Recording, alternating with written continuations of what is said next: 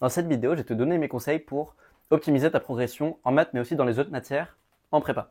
Donc la base de la base, c'est que travailler les maths, pour moi, c'est beaucoup plus rentable parce que la courbe de progression en maths par rapport au temps, ça ressemble à une exponentielle.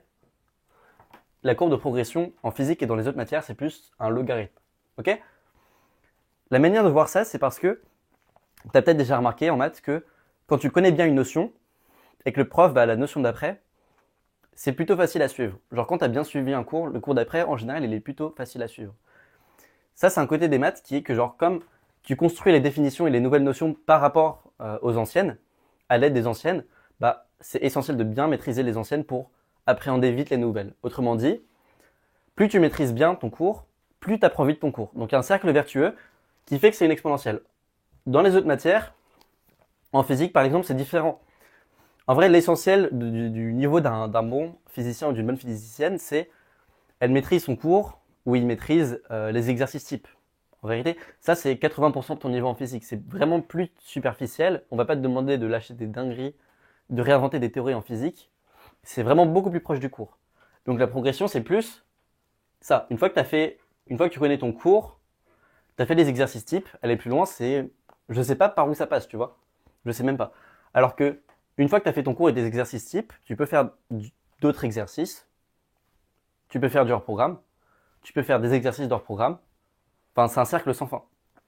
Et le point, c'est que plus tu maîtrises ton cours, plus tu vas apprendre vite des notions. Ok? Ça, c'est l'important. Maintenant, il y a un autre truc qui est que en maths, à mon avis, pour vraiment bien capter une notion, la comprendre en profondeur, avoir du recul sur le programme, c'est important de passer du temps, de consacrer du temps juste à un peu méditer sur les objets. Donc, qu'est-ce que j'entends par là? Mettons que tu viens de faire un DM, tu as traité toutes les questions. Donc, pendant que tu traitais les questions, en général, pendant un DM, tu traites juste chaque question par rapport à celle d'avant. Tu vois, tu prends pas trop de recul sur le sujet. Juste, tu fais la question 15. Bon, bah, on applique la question 14 à la question 13. En général, c'est un peu ça, les DM. Ou alors juste, il y a besoin de 2-3 définitions, 2-3 théorèmes du cours. Donc, une fois que tu as fini ton DM, en vrai, ce que je pense qui est très rentable pour avoir de la profondeur sur les objets que tu manipules, c'est de genre prendre du recul sur le sujet, le relire rapidement, voir les connexions entre les différentes parties, voir les connexions entre les différentes questions. Ça va, genre, de manière invisible, t'inviter à déformer les intuitions que tu as sur les objets que tu as manipulés pendant le DM et avoir des meilleures intuitions. Tu vois?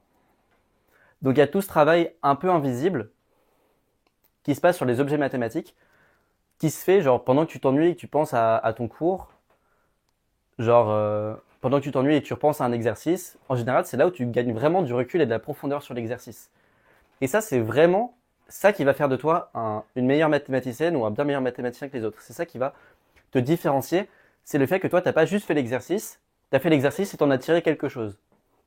C'est ça qui va faire que quand tu vas appréhender une autre notion, avec le recul que tu auras sur la première, tu verras, ah bah tiens, cette nouvelle notion, en fait, elle ressemble beaucoup de cette manière-là à la première. Tu vois? En fait, tu vas un peu dépasser les définitions des objets et tu vas plus voir leurs propriétés, des trucs plus généraux qui vont bien se coïncider les uns les autres. Ok?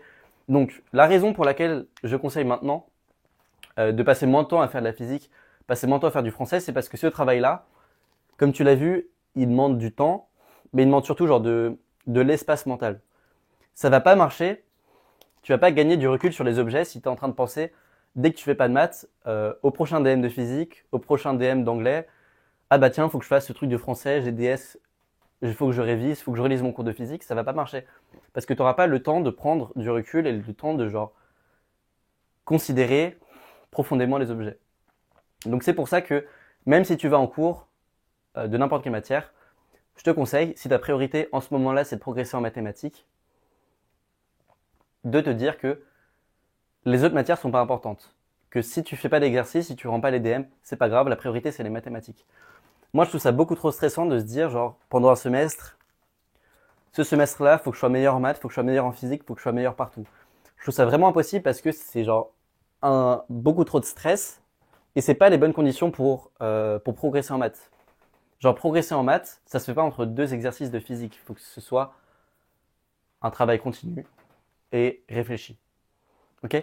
Donc si ça peut t'aider, Dis-toi que ta priorité en sup ou en ce moment, c'est les maths, et que ce qui se passe dans les autres matières, c'est genre que du bonus.